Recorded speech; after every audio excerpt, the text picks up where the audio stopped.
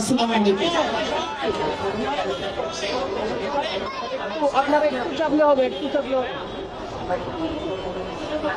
সংগ্রামী ভাই ও বোনেরা, বাংলাদেশকে বিশেষ শুকরিয়া যে পুরো দেশব্যাপী ঘুরলো বাংলাদেশ এই জুলাই ঘোষণাপত্রের দাবিতে, এবং আজকে শাহবাগে জড়ো হলো এই ছাত্র জনতার ন্যায্য দাবির জন্য। আপনাদেরকে শুধু এটা বলি যে আমাদের যেটা মনে হয়, এই যে 1 বছর 2 বছর প্রচন্ড ক্রেজ, অনেকে আমাদের মিলিয়ন মিলিয়ন ভিউ দেখে মানে খুশি হয়, আসলে আমরা খুশি হই না। আজকে যার মিলিয়ন ভিউ আছে, পরশু সেটা আর 3 মিনিট হয়ে যাবে, এগুলো খুবই সামান্য জিনিস। এগুলো আসলে আমাদের কিছু নাই, বরং আমরা সেই স্বপ্ন দেখতে চাই যে আগামী 5-10 বছর পরে বাংলাদেশপন্থী কিছু ছেলে মেয়ে, যাদেরকে পুরো 18 কোটি জনগণ চক্ষু বন্ধ করে বিশ্বাস করতে পারে যে এই ছেলেটা এই মেয়েটা নিজের জান দেবে কিন্তু চুলাই দেবে না, এমন কিছু ছেলে লাগবে। এই জুলাইয়ের মধ্য দিয়ে আমাদের সেরকম শত শত ছেলে মেয়ে তৈরি করতে হবে। আমি দৃঢ়ভাবে প্রত্যাশা করি এবং আমি চাই এইরকম কিছু জানবার ছেলে মেয়ে আর বাংলাদেশের মধ্যে তৈরি হবে ইনশাআল্লাহ। আর তার প্রমাণ তো আমরা দেখেছি যে এই জুলাইয়ের যে অনেকগুলো বড় মুখ যারা জীবন দিতে চেয়েছে, যারা বাংলাদেশকে সামনে নিয়ে যাচ্ছে, তারা তো রাস্তাঘাটে কোনো প্রোটোকল ছাড়াই হাঁটে মাশাআল্লাহ। তো আমরা বলে রাখি, আপনারা যেদিন প্রোটোকল নিতে শুরু করবেন, আমরা কিন্তু আপনাদের বিরুদ্ধে কথা বলতে শুরু করব। প্রোটোকল চলবে শুধু একটা, বাংলাদেশের জনগণের প্রোটোকল। এই জুলাই আমাদেরকে যা দিয়েছে আপনি ভাবেন, খুব লজ্জা লাগছে। এই বাংলাদেশ থেকে শুরু করে আমরা যারা এখানে আসার পরে এই পতাকাটা আমার এক ভাই আমাকে উপহার দিল। এটা একটা শুধু কাপড় না, আসলে আমি আমার জীবনে এটা খুব অনার্ড হয়েছে। এই জন্য এইখানে আমরা যারা কথা বলছি, আমরা সবাই এই জুলাই ওভার রেটেড। ভেবে দেখেন, আমার চক্ষু চাই না, আমার হাত চাই না, আমার সারা শরীরে কোনো ক্ষত না। আমার পরিবারে একজন শহীদ হয়ে নেয় এই জুলাই, আমিও তো শহীদ হই নাই, এমনকি আমার হাত চায় না, আমি পঙ্গু হই নাই। কিন্তু এই জুলাইয়ের সমস্ত ভালোবাসা মানুষ আমাদেরকে বাঁচতেছে। কিন্তু এই জুলাইয়ের যে অগণিত শহীদ, সেই শহীদের রক্তের ঋণ মিটানোর জন্য এই যে কালেকটিভ ফেলিওর, আমাদের জাতিগত ব্যর্থতা, জুলাইয়ের সব ভালো ভালো জিনিস নিব, এর দায় আমরা নিব না? আমাদের মুশকিল হয়ে গেছে এমন, এই জুলাইয়ের যা যা ভালো কিছু সেইটা ফটোকাট করে ভাই বেদারদেরকে বলবো পোস্ট করো, আর এই জুলাইয়ের যা কিছু দায়, এই দায় আমি জানি না। আমরা বলছি এই জুলাইয়ের যা কিছু ভালো, তার কোনো মাস্টার মাইন্ড নাই, একমাত্র মাস্টার মাইন্ড আমি শুরু করে মহান আল্লাহ আর বাংলাদেশের 18 কোটি জনগণ। এই জুলাইয়ের যত দায়, সেই সমস্ত দায় আমি আমার ভাইয়েরা সহ বাংলাদেশের 18 কোটি মানুষের।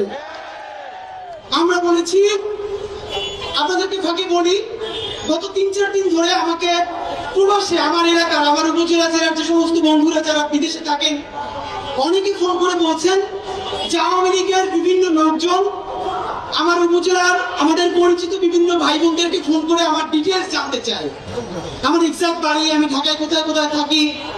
তো আমার স্বাভাবিকভাবে মা ফোন করে কান্নাকাটি করছেন, তাদেরকে ফোন করে অনেকে জানাচ্ছেন আওয়ামী লীগের গুন্ডা গণহত্যাকারীরা স্পষ্ট জেনে রাখো, কোন প্রাডো মার্সিডিজ বেঞ্জ নিয়ে সারা ঢাকায় আমি ঘুরতে বেড়াই না, কখনো বাইকে, কখনো রিক্সায়, কখনো ঘন্টার পরে ঘন্টা একজন লোক ছাড়া আমি শরীফ উসমান হাদি সারা ঢাকা ঘুরে বেড়াই।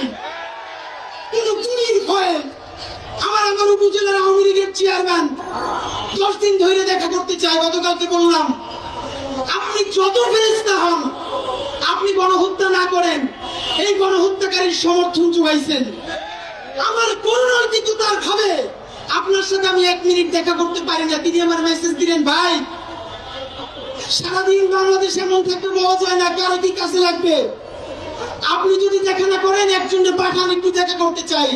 চুপ করাইছি, আরে হাসিনা আমার ছেলে বেটা, তুই একটা উপজেলা আওয়ামী লীগ, কোন মন্ত্রী হওয়ার জন্য, এমপি হওয়ার জন্য, প্লট বাগানের জন্য, বিদেশে বাড়ি কেনার জন্য এই জুলাইয়ের পর থেকে আমরা রাজপথে নামি নাই।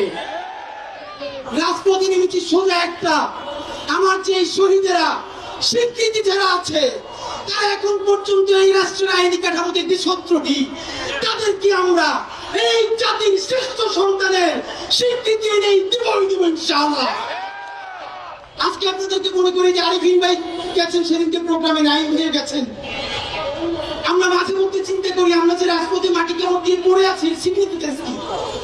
কিছুদিন আগে জাতিসংঘ এই জুলাই সেলিব্রেশন একটা প্রোগ্রাম করেছে। এখানে প্রধান উপদেষ্টা ছিলেন, সকল উপদেষ্টা ছিলেন। প্রধান উপদেষ্টার বক্তব্যের আগে 4 মিনিট নারায়ণগঞ্জের মাহবুব ভাই, যিনি 2 চোখ অন্ধ হয়ে গেছে, মাত্র 4 মিনিটের একটা ডকুমেন্টারি জাতিসংঘ করেছে, সেটা আমাদেরকে দেখিয়েছেন। আমি বলতে পারি ওই প্রোগ্রামে এমন কোন লোক ছিল না যারা অঝরে কান্না করে নাই। আমরা ইনকিলাব মঞ্চের দর্শন আমরা এমন জোরে কান্না করছিলাম, পাশের মানুষ বিব্রত হয়ে যাচ্ছিল। আপনারা এখানে এমন কেউ নাই মাহবুব ভাইয়ের 4 মিনিটের ভিডিওটা দেখলে নিজেকে স্থির রাখতে পারবেন। তার মা তাকে জিজ্ঞেস করছে রাত্রি ঘুমাও না কেন? সে বলছে মা এখন তো আমার কাছে কোনো রাত দিন নেই, 24 ঘন্টাই অন্ধকার। তারা অন্যরা জিজ্ঞেস করছে ভাই আপনি কি সব থেকে বেশি মিস করেন? তিনি বলে ভাই সারা দুনিয়ার মধ্যে আমার মায়ের মুখটা আমি একটু মিস করি, আমার মায়ের মুখটা আমি দেখতে চাই।